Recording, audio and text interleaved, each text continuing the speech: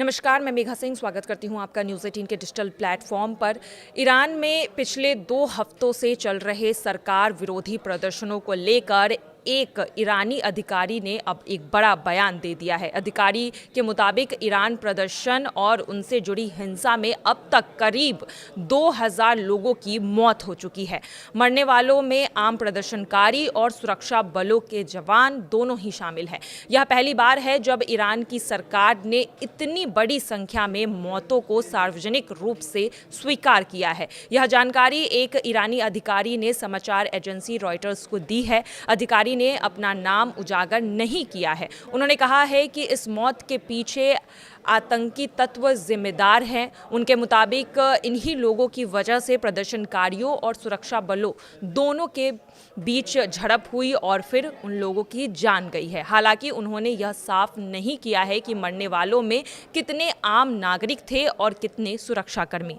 Iran में यह अशांति देश की आर्थिक स्थिति के कारण भी हो रही है और इस वजह से ही वहां के लोग गुस्से में सड़क पर अब उतर आए हैं। बढ़ती महंगाई, बेरोजगारी और रोजमर्रा की जरूरतों की कीमतों में लगातार इजाफे से लोग वहां नाराज हैं। जानकारों का कहना है कि यह पिछले 3 साल में ईरान की सरकार के सामने सबसे गंभीर संकट है। यह स्थिति ऐसे समय में बन रही है जब ईरान पहले से ही अंतर्राष्ट्रीय दबाव में है, खासकर पिछले साल अमेरिका और इजराइल की ओर से हुए हमलों के बाद। इसी बीच अमेरिका के राष्ट्रपति डोनाल्ड ट्रंप ने भी ईरान पर सख्त रुख अपनाया है। सोमवार की रात को उन्होंने ये घोषणा की है कि जो भी देश ईरान के साथ व्यापार करेगा उनके उत्पादों पर अमेरिका 25% आयात शुल्क लगाएगा।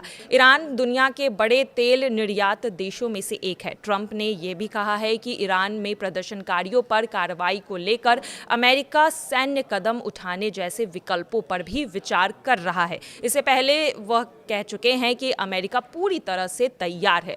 ईरान ने ट्रंप के इस फैसले पर अभी तक कोई भी आधिकारिक प्रतिक्रिया नहीं दी है। हालांकि चीन ने इस फैसले की कड़ी आलोचना भी की है। ईरान अपना ज्यादातर तेल चीन से ही बेचता है। इसके अलावा इराक, यूएई और भारत भी ईरान के बड़े व्यापारिक साझेदार है और अब मुश्किल भारत के लिए भी बढ़ सकती है। लेकिन इन सभी के बीच ईरान में जो कुछ भी हो रहा है उस पर अब ईरान सरकार ने ये मान लिया है कि जो हिंसक प्रदर्शन हुए हैं, जो हिंसा हुई है, उसमें तकरीबन 2000 लोगों की अब तक मौत हो चुकी है।